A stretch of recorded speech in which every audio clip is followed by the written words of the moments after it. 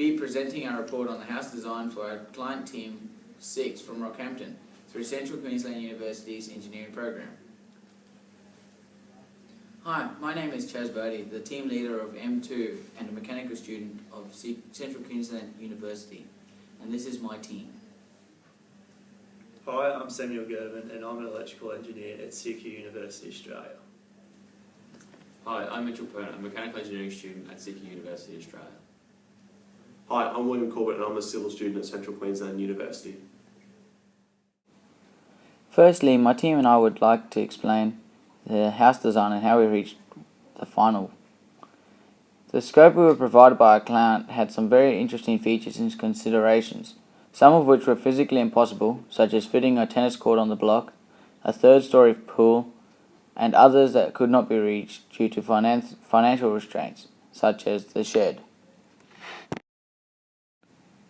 After discussion with the client and within our team, and explaining the situation to them, we came up with a secondary floor plan that satisfactorily compromised the features and the cost.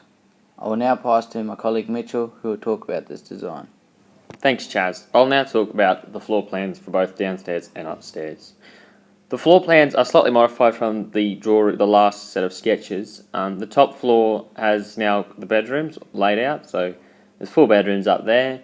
There's 4 en-suites. They all fit nice and tightly together. The en-suite's location allows for easy plumbing since they're both side by side. And the lower floor obviously shows the kitchens and the dining room and the living and then the theatre room and everything else that was required. As you can see from the 3D view there, both upstairs and downstairs have large glass walls on the inside facing the pool and the courtyard. This gives great views from upstairs, from the bedrooms down onto the courtyard and the pool. And it also allows a lot of light to enter those front 2 bedrooms, which is always a bonus when you're designing a house, is to get as much of that natural light in as you can. And I think we've done that here with the front 2 bedrooms. The rear bedrooms obviously have a lot less, but I believe they have enough light entering them, and they're not the masters. Downstairs as well, getting a lot of light in through those big glass walls into the living rooms, so the kitchen, the dining, and the lounge. I'll now like to pass over to William, who will handle the civil aspect of this design project. Thanks, Mitchell. I'll now be looking into the pool option that we had for this project. There's 2 different types of shells that the pool can be made out of. The first is fiberglass and the second is concrete. After doing some research and talking to some local pool companies in the Byron Bay area, I found that the only one suitable for our application was to have a concrete shell. With a concrete shell, this means that it has to be a minimum of 100mm thick and apply with the Australian standard 1170. This also means that it's going to weigh a fair bit, so if we went with the design and had it on the second story, we would have to have lots of supports there trying to hold that up, and this could be a challenge that we would have to look into.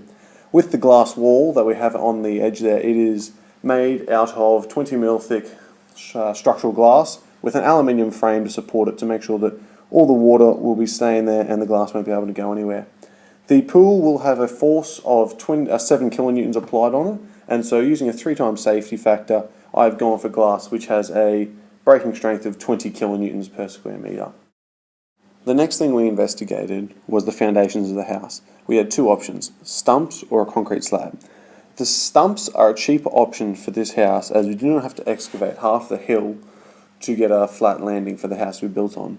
The negative side of this is that the house will be higher and be wasting space on the hill.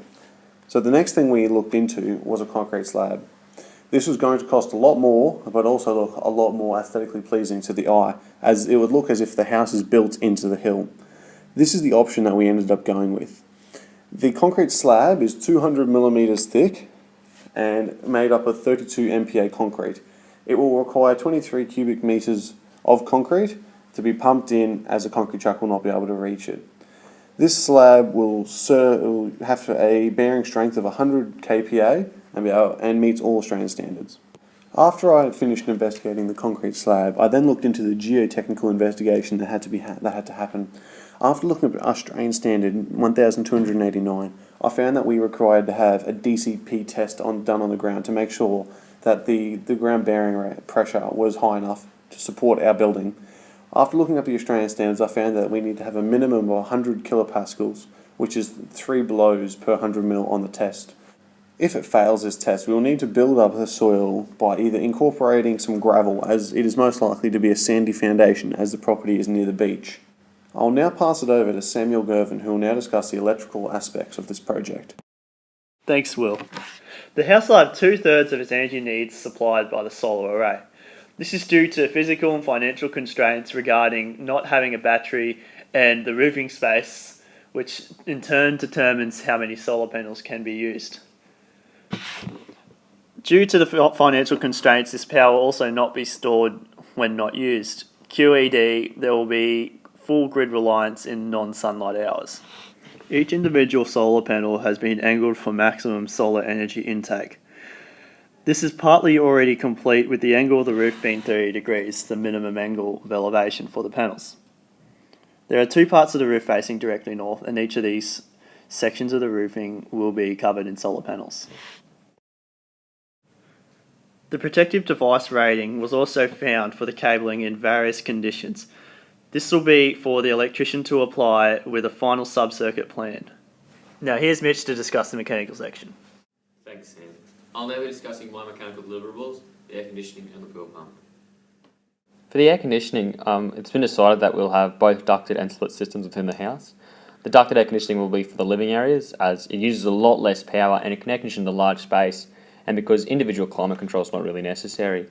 Within the bedrooms, we'll be using split systems so that we can have individual climate control on all of them. They use slightly more power, but due to the smaller coefficient of cooling in the bedrooms and the theatre room, it will be offset a lot. So split systems in the bedrooms and a large ducted system within the lounge living areas.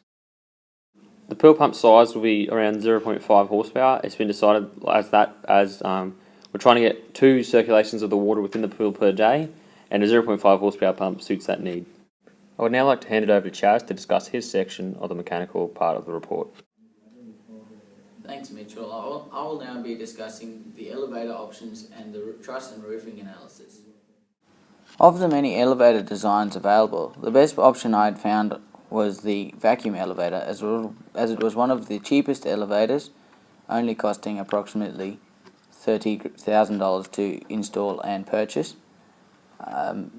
Easiest to install, as they do not need to be a dugout pit or complicated installations for the motors, and easiest to maintain, only requiring a few filters to be changed every so often. The vacuum elevator travels at approximately 0.15 meters per second and only uses 4 kilowatts per trip, as it only requires energy on the upward journey. I researched the strength that the trusses would need to withstand in the Byron Bay area, using calculations found in the Australian Standards 4055 and 4440. The serviceable wind speed in the area is 32 meters per second, and the limit of which the roofing needs to withstand is 50 meters per second. After performing the calculations, I found that the serviceable pressure on the roof will be 239 newtons per meter squared, and the maximum pressure on the roof will be 1.43 kilonewtons per meter squared.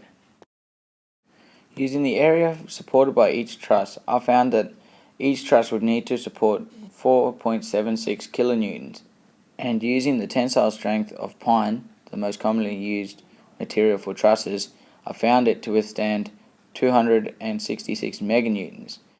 This is thousands of times more than any wind in the area would produce on these trusses. From these calculations, I found that the weakest point of the roof will be the roofing bolts and the truss tie-downs, needing to withstand 4.76 kilonewtons. The local builders will know the tried and tested bolts to make sure the trusses meet Australian standards. Thank you for listening and choosing us to design your house. Enjoy your new home.